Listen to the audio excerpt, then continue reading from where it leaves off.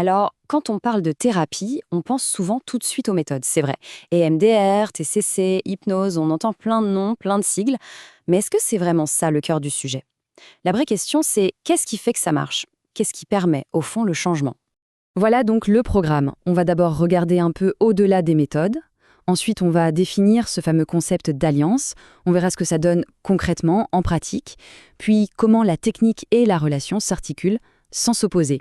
Et on terminera sur cette idée de parcours qu'on construit ensemble. Ok, première étape. On va essayer d'aller voir un peu derrière les étiquettes des différentes thérapies. Parce que pour piger ce qui fait qu'une thérapie est efficace, eh bien, il faut chercher ce qu'elles ont toutes en commun, ce qui les rassemble. C'est un peu le grand débat classique, hein.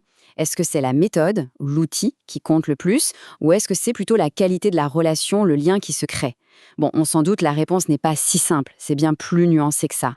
Ça fait des dizaines d'années que les chercheurs se penchent sur la question. Et ce qu'ils ont trouvé est super intéressant. Ils ont mis en lumière ce qu'on appelle les facteurs communs. En gros, c'est comme des ingrédients de base qu'on retrouverait dans toutes les thérapies qui marchent, quelle que soit leur chapelle théorique.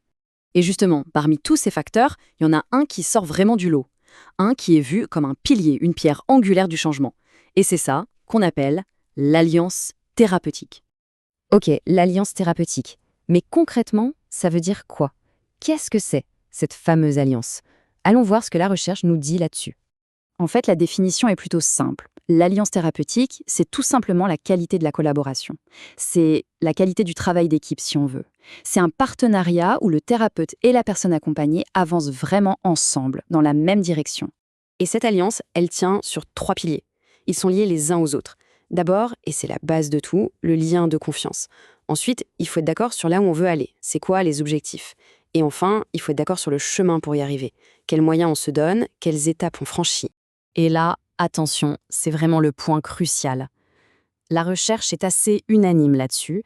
La qualité de cette alliance, c'est un des meilleurs indicateurs de la réussite d'une thérapie. Parfois, c'est même plus déterminant que la technique précise qui est utilisée. C'est quand même assez parlant, non? Bon, ça c'est pour la théorie. Mais en pratique, ça se passe comment? Ça ressemble à quoi une alliance qui est solide? Qu'est-ce qu'on ressent quand ça se passe bien? Eh bien, une alliance solide, ça se sent, tout simplement. C'est avant tout un sentiment de sécurité. On sent qu'on peut tout dire, même les choses les plus dures, sans avoir peur d'être jugé. C'est aussi se sentir vraiment compris et respecté. Et puis c'est un travail qui s'adapte, qui suit le rythme de la personne, sans jamais forcer les choses. Cette citation le dit très bien. Une thérapie, ce n'est pas juste appliquer un protocole, une recette de cuisine. Non, c'est une rencontre humaine. C'est un espace de confiance où on peut oser explorer ce qui est difficile, ce qui est vulnérable. Et c'est vraiment là que ça se joue. Parce que sans cette base, sans ces fondations solides de confiance, eh bien même les meilleurs outils du monde, les techniques les plus sophistiquées risquent de tomber à plat ou de rester très en surface, sans réel impact. Alors on pourrait être tenté de penser, ok, donc il faut choisir, soit la relation, soit la technique. Mais en fait, pas du tout. Ce serait une grosse erreur de les opposer. Voyons plutôt comment les deux travaillent main dans la main. On peut imaginer ça comme ça. La relation, c'est le sol, le terreau, c'est ce qui apporte la confiance, la sécurité. Et la technique, eh bien, ce sont les outils, le plan, la boussole pour avancer. L'un ne va pas sans l'autre. C'est aussi simple que ça. Ils font indissociables. Donc voilà, les opposer, c'est vraiment réducteur. Bien sûr que les techniques sont importantes. Elles donnent un cadre, une direction.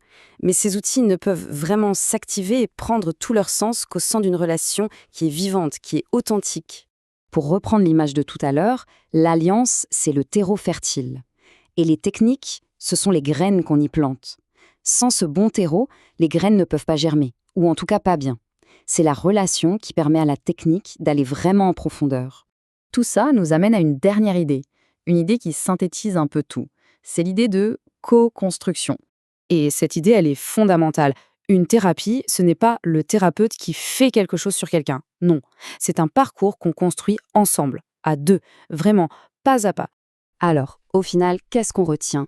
On retient que oui, bien sûr, les outils, la structure, ce que dit la recherche, tout ça, c'est important.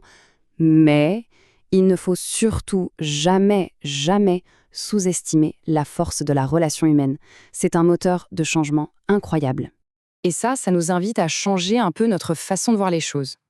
Plutôt que de se demander quelle est la meilleure méthode, la question vraiment intéressante, c'est plutôt OK, cette méthode, dans quel cadre relationnel on l'utilise?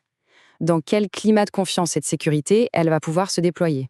Et on se quitte avec cette question, une question qui reste ouverte. Au-delà de toutes les techniques, de tous les protocoles, quel type de relation humaine, au fond, est capable de permettre une véritable et profonde transformation ?